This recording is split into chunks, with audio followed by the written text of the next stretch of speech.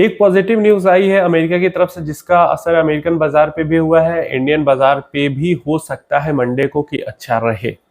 क्या है उसके बारे में बात करेंगे, बट पहले कुछ लोग जो डर गए सुबह वाली वीडियो से, देखिए डरने की जरूरत है नहीं। मैंने बताया आपको, एक्सप्लेन किया कि अभी जो है वो क्वार्टरली रिजल्ट्स अच्छे नहीं आ रहे हैं और इस कारण से थोड़ा सा माहौल है वो खिंचता जा रहा है आगे की तरफ। तो काफी सारे लोग परेशान हो गए कि नहीं आ रहे हैं, क्या होगा, पहले बताना चाहिए था, हम इन्वेस्ट ही नहीं करते, एग्जिट कर देंगे, सब निकल जाएंगे मार्केट से। देखिए ये सिर्फ इंडिया के साथ नहीं होता है, और जैसे जैसे आप मार्केट के अंदर में समय बिताएंगे, आप जानकारियां लेंगे, आपके लिए ये सब चीजें जैसे मेरे लिए नॉर्मल हो गया वैसे आपके लिए भी नॉर्मल होता चला जाएगा। सिर्फ इंडिया के साथ नहीं हो रही, हर इकोनॉमी में ऐसा होता है। बिगेस्ट मतलब अमेरिका जैसी इकोनॉमी, चाइना जैसी इकोनॉमी, जापान जैसी इकोनॉमी, बड़ी बड़ी इकोनॉमीज के अंदर भी यही होता है, और इकोनॉमी थोड़ी सी साइक्लिकल होती ही है। कंपनीज हमेशा एक जैसे अच्छे परफॉर्म नहीं करते हैं। अगर कंपनीज इकोनॉमी हमेशा एक जैसी अच्छी परफॉर्म करती रहती तो इक्विटी मार्केट का रिटर्न प्रेडिक्टेबल नहीं होता। कहीं भी आपने सुना है ऐसा कि इक्विटी मार्केट में गारंटी रिटर्न मिलता है? अगर इतना प्रेडिक्टेबल इकोनॉमी रहता कि नहीं हमेशा एकदम अच्छा ही करते रहे, तब तो रिटर्न भी प्रेडिक्टेबल हो जाता, गारंटीड रिटर्न हो जाता। लेकिन नहीं मिलता ना, इसीलिए नहीं मिलता क्योंकि इकोनॉमी साइक्लिकल होती है, काफी समय अच्छा करती है, काफी समय बुरा करती है, और इसी से मिलके ही हमारा जो रिटर्न बनता है वो लॉन्ग टर्म में कम ज्यादा ऊपर नीचे होता है और बनता है। तो इसको लेके डरने घबराने की जरूरत इन माय ओपिनियन तो बिल्कुल नहीं है, क्योंकि मैं इससे बिल्कुल डरा घबराया हुआ नहीं हूं। दूसरा जो अच्छी खबर आई है वो ये आई है कि जेरम पवेल कल स्पीच दे रहे थे, जो फेड के चेयरमैन, मतलब मेन वही है वहां पे, जैसे हमारे आरबीआई चीफ है वैसे ही फेड के चेयरमैन। तो उन्होंने जो स्पीच दिया, उन्होंने दो तरीके की बात की। उन्होंने आने वाले महीनों में जो है वो रेट कट पॉसिबिलिटी के ऊपर काफी मतलब वेट दिया। मतलब हो सकता है सितंबर के महीने में हमें अमेरिका के अंदर में सेंट्रल बैंक की तरफ से रेट कट होता हुआ दिख जाए। जनवरी मतलब पिछले साल से ट्रम्प चिल्ला रहे रेट काटो रेट काटो रेट काटो, हो सकता है अब सितंबर के महीने में हमें रेट कट होते हुए दिख जाए। साथ ही साथ उन्होंने इन्फ्लेशन को लेकर भी थोड़ी सी चिंता जताई कि इन्फ्लेशन हम रेट कट करेंगे यहाँ पे, लेकिन इन्फ्लेशन जो है वो आने वाले महीनों में अमेरिका के अंदर बढ़ सकता है और परेशानी खड़ा कर सकता है। तो इन्फ्लेशन का मतलब नहीं है, लेकिन रेट कट की खबर आते जो अमेरिकन स्टॉक मार्केट है वो रॉकेट हो गई, और काफी अच्छा जंप हमें डाउ जोन्स वगैरह में देखने को मिला। अब सिर्फ अमेरिका के अंदर इसका असर नहीं, क्योंकि अमेरिका के अंदर रेट कट होगा तो असर तो पूरी दुनिया पे आएगा। तो अमेरिका का तो स्टॉक मार्केट अच्छा किया ही किया। कल फ्राइडे को जो हमारा स्टॉक मार्केट है वो तो जरूर नीचे गिर के बंद हुआ है, बुरे हालात में बंद हुआ है, लेकिन जो गिफ्ट निफ्टी है, जो कि जब हमारा स्टॉक मार्केट बंद रहता है तब जो इंडेक्स, निफ्टी इंडेक्स के लेवल को एक तरीके से दिखाता है, आप मान सकते हो। इसी को देखकर कोई भी एक्सपेक्टेशन लगाता है या प्रेडिक्ट करता है कि मार्केट ऊपर खुल सकता है, नीचे खुल सकता है जब मार्केट बंद होता है। तो गिफ्ट निफ्टी हमारा 0.5% ऊपर चढ़ के बंद हुआ, आधा परसेंट। जो हमारा कैश मार्केट में इंडेक्स है वो तो गिर के बंद हुआ था कल निफ्टी 50, लेकिन गिफ्ट निफ्टी हमारा आधा परसेंट, 0.49% के आसपास ऊपर चढ़ के बंद हुआ। तो हो सकता है कि मंडे को जब मार्केट खुले तो हमारा मार्केट गैप अप ओपनिंग दे सकता है, या मार्केट हमारा काफी पॉजिटिव रह सकता है मंडे को, क्योंकि सिग्नल मिला है अमेरिका की तरफ से रेट कट होने का। चलिए ये मेन अपडेट थी, एंड डेफिनेटली सबके लिए गुड न्यूज है। यहाँ पे पोर्टफोलियो एंड क्वेश्चन है हमारे पास, काफी इंटरेस्टिंग पोर्टफोलियो, काफी लोगों को सीखने को मिलेगा। ये पोर्टफोलियो एपी सिंह जी का, इन्होंने लिखा hello Ashu ji please review portfolio. Age इनकी 30 ईयर्स है, 15 प्लस गोल टाइमिंग है, मतलब 15 प्लस ईयर्स का गोल है इनका। एक्सपेक्टेड रिटर्न 16% का, तो 16% की एक्सपेक्टेशन बहुत बढ़िया है।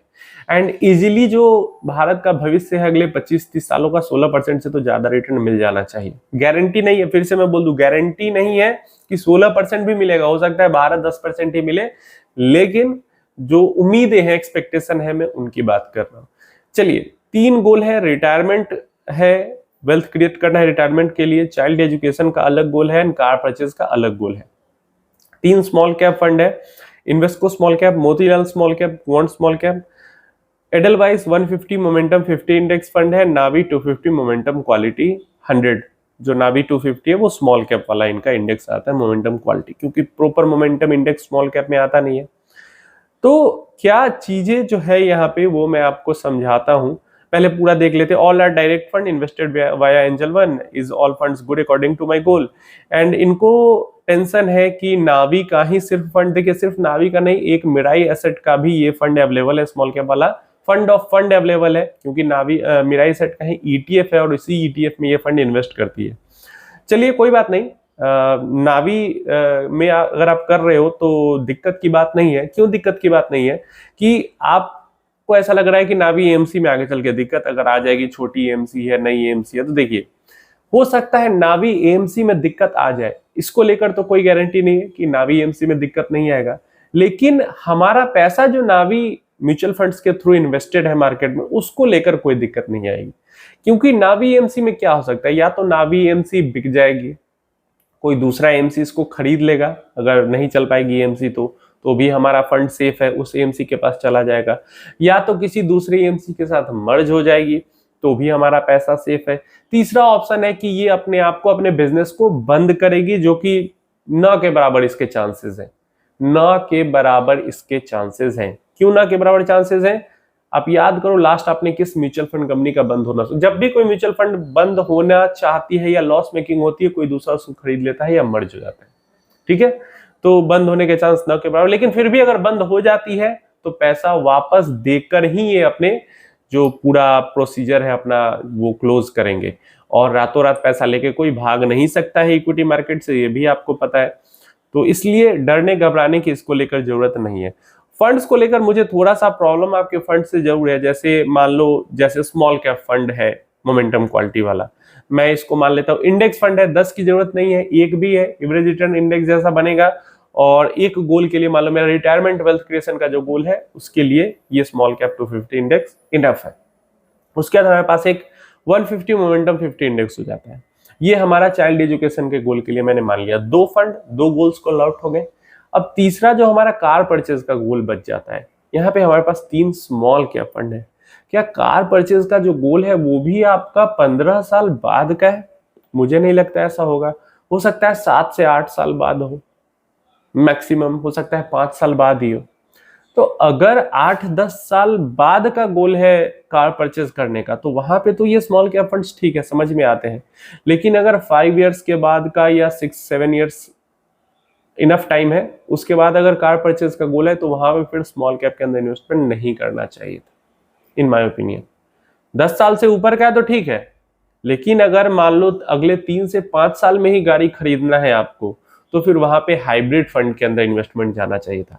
अगर अगले 5 से 7 साल 8 साल में ही गाड़ी खरीदनी है, तो multi cap flexi cap fund के अंदर जाना चाहिए था। अगर 8-10 साल है दूर अभी भी गाड़ी खरीदने का गोल, तो फिर ये स्मॉल में या मिड में इन्वेस्ट करना सही है। तो ये चीज थोड़ा यहाँ पे आपने क्लियर नहीं किया है, आप अपना एनालिसिस कर लें कि ऐसे करना है तो ठीक है, नहीं करना है तो एक बार गोल के अकॉर्डिंग सुधार ले फंड्स। हमसे क्वेश्चन किया गया यहाँ पे डिफेंस इंडेक्स फंड के बारे में।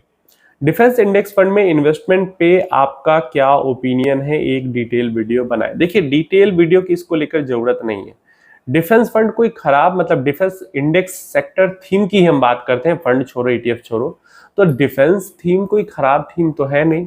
डिफेंस थीम तो मतलब मुझे लगता है कि एक डेकेडल स्टोरी, या फिर इसको हम मल्टी डेकेडल स्टोरी भी कह सकते हैं, कि आने वाले अगर इंडिया को एक्सपोर्टर बनना है, एक्सपोर्ट करना है, जो लड़ाई वाले ये सामान है, डिफेंस वाले सामान है, अगर दूसरे देशों को बेचना है, तब तो ये 10, 15, 20, 25 साल की लॉन्ग टर्म स्टोरी है।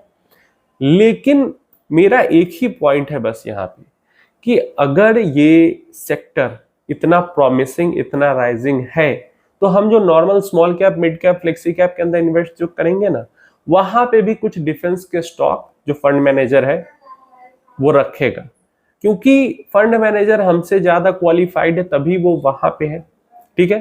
तो इसलिए हमें पर्टिकुलर किसी थीम सेक्टर को चुनने की जरूरत नहीं है। अच्छी थीम है, अच्छा सेक्टर है, हमने जो डाइवर्सिफाइड म्यूचुअल फंड लिया है वहां पे भी फंड मैनेजर उसके अंदर इन्वेस्ट कर लेगा अगर इतना अच्छा है तो मैं तो पॉजिटिव हूँ डिफेंस को लेके, मैं तो पॉजिटिव हूँ इंफ्रास्ट्रक्चर को लेके, मैं पॉजिटिव हूँ कंजम्पशन थीम को लेके, मैं ईवी वगैरह सबको लेके हूँ यहाँ पे पॉजिटिव। लेकिन मेरा कहना बस इतना है कि मैं जिस डाइवर्सिफाइड फंड में इन्वेस्ट कर रहा हूं, अगर फंड मैनेजर को लगता है कि ये सब चीजों में इन्वेस्ट करना सही है तो वो मेरे से बेहतर तरीके से और मेरे से बेहतर स्टॉक चुन के उनके अंदर इन्वेस्ट कर लेगा। तो बस यही पॉइंट मेरा रहता है और इसीलिए मैं डाइवर्सिफाइड फंड्स को ज्यादा प्रायोरिटी देता हूँ। उम्मीद है इन्फॉर्मेशन हेल्पफुल होगी। कोई क्वेश्चन क्वेरी है तो नीचे कमेंट बॉक्स में पूछ लेना।